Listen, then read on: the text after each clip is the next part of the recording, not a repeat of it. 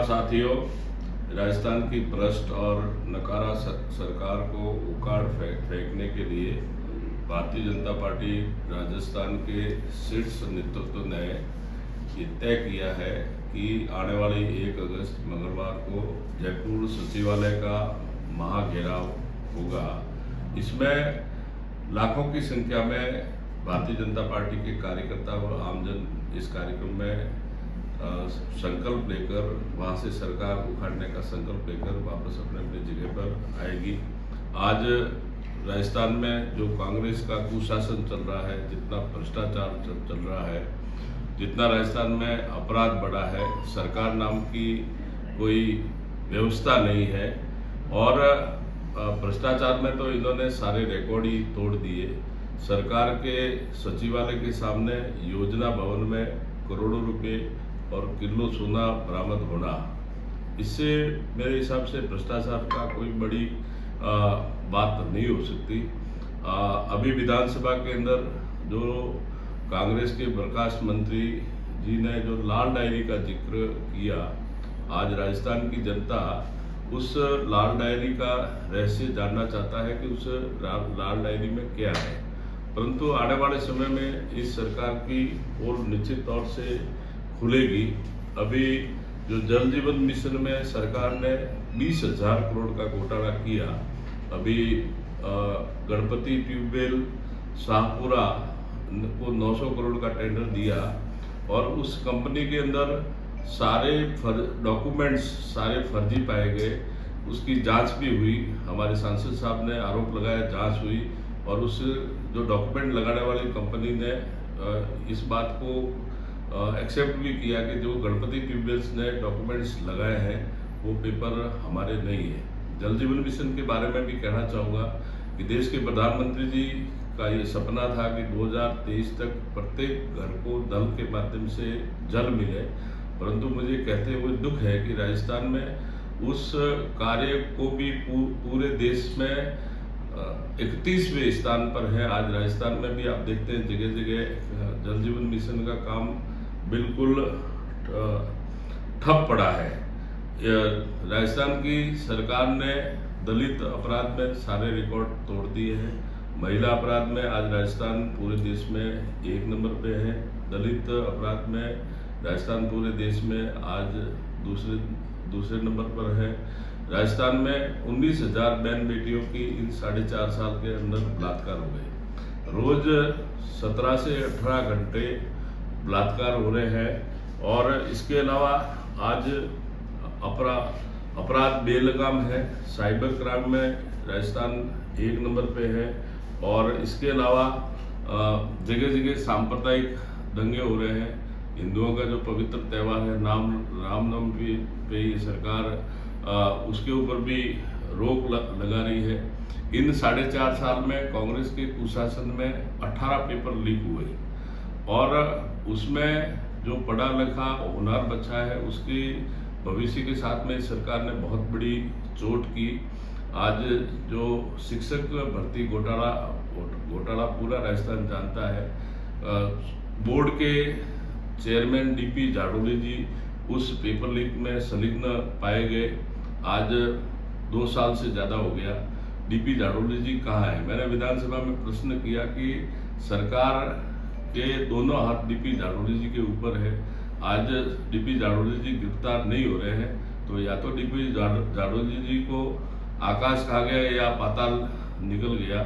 उसके बाद में ईओ भर्ती परीक्षा हुई और कांग्रेस के पूर्व मंत्री गोपाल जी केसावत उसमें संलग्न पाए गए और जो आरपीएससी का मेंबर्स था बाबूलाल जी कटारा, वो भी पेपर भर्ती में संलग्न पाए गए। मैंने सरकार से मैं ये पूछना चाहता हूँ कि आरपीएससी के चेयरमैन मेंबर्स जो बाबूलाल जी कटारा थे, किसकी अनुशंसा के ऊपर उनकी नियुक्ति की गई? मारवाड़ी में कहावत है कि खेती जब बाढ़ को खा जाए तो पीछे कुछ भी रहता नहीं है। इन 4.5 साल के अंदर कांग्रेस के नेता और सरकार के अधिकारियों के बच्चे आरपीएससी में सेलेक्ट हुए और जो मेहनती बच्चा है वो पीछे रह गया। आज हम गाँव में देखते हैं कि किसान अपने खून पसीने की कमाई से बच्चों को कंपटीशन की तैयारी करता है, और जब वो एग्ज़ाम देता है और घर आके पता बैठता है तो कि पेपर लीक हो गया। तो आज जो हमारे युवा बच्चे हैं वो अपने आप को ठगा महसूस कर रहे हैं। कांग्रेस ने किसानों के साथ में भी वादा खिलाफी की। हमारे जालौर के स्टेडियम से ही कांग्रेस के राजकुमार जी ने 1 से लगाकर 10 तक की गिनती तालियों के माध्यम से गिनवाई। आज 4.5 साल हो गए, आज किसानों के ऋण माफ नहीं हुए। और अभी विधानसभा के अंदर एक सवाल लगाया हमारे विधायक जी ने, तो उसमें हमने पूछा कि राजस्थान के अंदर कितने किसानों की जमीन कुर्क हुई, तो उसका जवाब था कि 19,422 काश्तकारों की जमीन की कुर्की हो चुकी है। और ये आंकड़ा और बड़ा भी है, परंतु चुनाव के कारण सरकार उसके ऊपर भी पर्दा डाल रही है। और सहकारी जो बैंकें हैं, हमारे भारतीय जनता पार्टी के समय में 1.5 लाख की एक मुश्त में किसान को ऋण दिया जाता था। इस सरकार ने आने के बाद में उसमें भी एक राइडर लगा दिया, साख सीमा लगा दी, जिसकी 1.5 लाख की सीमा है। उसको एक टाइम के अंदर 15-20 हज़ार रुपये का लोनिंग दिया जाता है, और किसान अपने आप को ठगा महसूस कर रहा है।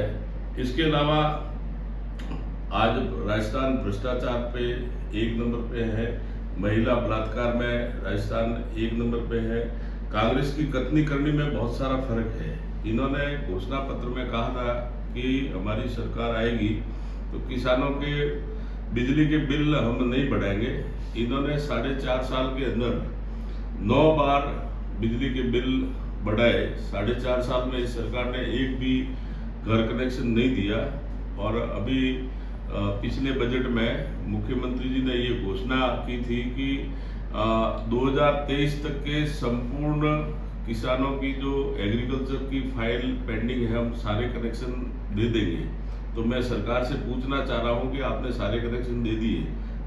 मैंने अधिकारियों से जानकारी भी दी और लोग भी रोज मुझे मिलते हैं। अभी तक इन्होंने 2015 तक के भी काश्तकारों के कनेक्शन दे नहीं रहे हैं। तो इनकी कथनी करने का ये सीधा मतलब ये नमूना है। और इसके अलावा आज राजस्थान को इन्होंने बिजली के मामले में अंधेरे में ढक दिया है। आज 10-10, 12-12 घंटे लोड सेटिंग हो रही है। काश्तकारों को कहा था कि हम 8 घंटे बिजली देंगे, मुश्किल से 3-3.5 घंटे भी बिजली मिल नहीं रही है। और अभी स्थिति ये है कि अगर काश्तकार का एग्रीकल्चर या डोमेस्टिक ट्रांसफार्मर जल जाए तो इनके पास 1-1 महीने से ट्रांसफार्मर देने को नहीं है। अभी आपने 3 दिन पहले सांचौर का भास्कर में न्यूज पढ़ी होगी, तो मंत्री जी कह रहे हैं कि मेरे सांचौर में 300 ट्रांसफार्मर जले पड़े हैं और 1 महीने से नहीं है। तो इस सरकार की बिजली के मामले में ये सरकार पूरी की पूरी फेल हो चुकी है। इस सरकार ने राजस्थान की जनता को लूटने का एक बड़ा उदाहरण मैं आपको पेश करना चाहता हूँ। हम लोग यहाँ बॉर्डर पे ही रहते हैं, तो गुजरात और राजस्थान में आप पेट्रोल की भी तुलना कर दें तो हमारे यहाँ पेट्रोल 13-14 रुपये लीटर महंगा है और डीजल भी 4 से 5 रुपये महंगा है। तो सरकार राजस्थान की जनता से एक साल में 500 करोड़ रुपया निकाल रही है। और अगर 5 साल का हम हिसाब देखें तो 30,000 करोड़ रुपया इन्होंने राजस्थान की जनता से की जेब पर डाका डालने का इस सरकार ने काम किया है। और अभी चुनाव आ गए, महंगाई राहत के नाम पर और जनता के पैसे के नाम पर कांग्रेस का प्रचार हो रहा है। इस महंगाई राहत शिविर में कुछ नहीं है। इन्होंने वादे बहुत बड़े बड़े कर दिए कि हम 750 से 1000 रुपया पेंशन कर देंगे। आप लोग पता करना, मुझे तो हालांकि ध्यान है, ये 750 से 1000 रुपया किसका मिल रहा है जिसकी उम्र 70 साल से अधिक है। और गैस सिलेंडर कहा कि हम 500 रुपये में देंगे। अगर मैं सरकार से और कांग्रेस से पूछना चाहता हूँ कि आप लोगों के इतने हितैषी होते तो आप सरकार आते ही 500 रुपये में सिलेंडर आपको चालू करना चाहिए, परंतु चुनाव को देखकर इन्होंने ये घोषणा की है और लोगों को 2 से ज़्यादा गैस सिलेंडर मिलने नहीं है। आज राजस्थान विकास के मामले में पूरा का पूरा ठप पड़ा है। इन्होंने घोषणा तो बहुत कर दी, काम धरातल पर हुआ नहीं। रानीवाड़ा विधानसभा में 2 साल पहले स्वीकृत सड़कें इस सरकार ने अभी तक बढ़ाई नहीं। कारण क्या है? ठेकेदारों को ये पेमेंट करते नहीं है और बेचारा ठेकेदार कहाँ से काम करे।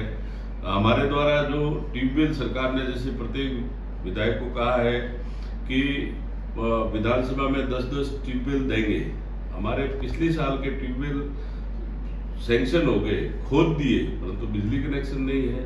और गर्मियों में ये आपातकाल की बैठक करते हैं, कंटीजेंसी के प्लान बनाते हैं। तो ये सरकार मतलब लोगों के साथ में बहुत बड़ा अन्याय और धोखा इस सरकार ने किया है। इसको लेकर भारतीय जनता पार्टी के हमारे शीर्ष नेतृत्व ने ये तय किया है कि इस नकारा, निकम्मी, भ्रष्ट सरकार को उखाड़ फेंकने के लिए नई सहायिका का जो कार्यक्रम, नई सहायिका राजस्थान का जो कार्यक्रम किया है, 1 अगस्त को लाखों की संख्या में भारतीय जनता पार्टी के कार्यकर्ता व आमजन पहुंचकर इस सरकार को उखाड़ने का संकल्प लेकर आने वाले समय में इस राजस्थान में वापस आकर इस सरकार को उखाड़ फेंकेंगे। यही मैं सभी से कहना चाहूँगा। बहुत बहुत धन्यवाद।